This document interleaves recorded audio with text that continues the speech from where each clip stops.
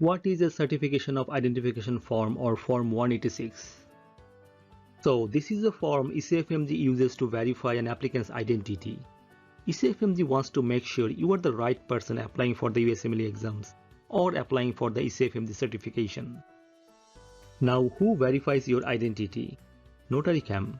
NotaryCam provides convenient online access to professionally licensed and certified notaries. All you need is to have a laptop with a webcam and access to internet. That's all.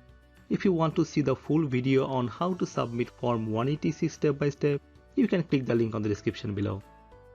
If you are new to this channel, my name is Paul. I am uploading videos on US and Canadian medical licensing exams every week.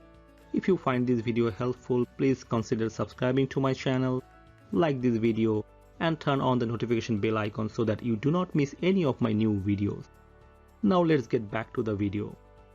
So we were talking about Form 186. Now the question is, how long will Form 186 remain valid? It is possible you are currently a medical student, you want to apply for the Ecfmg certification, but maybe you are planning for the Usmle exams after 1 year or 2-3 years. So once Form 186 is accepted by the Ecfmg, it typically remains valid forever. And this is because your identity will never change. You might change your medical school, but never your identity. In my next video, I will talk about another important form, that is Form 183.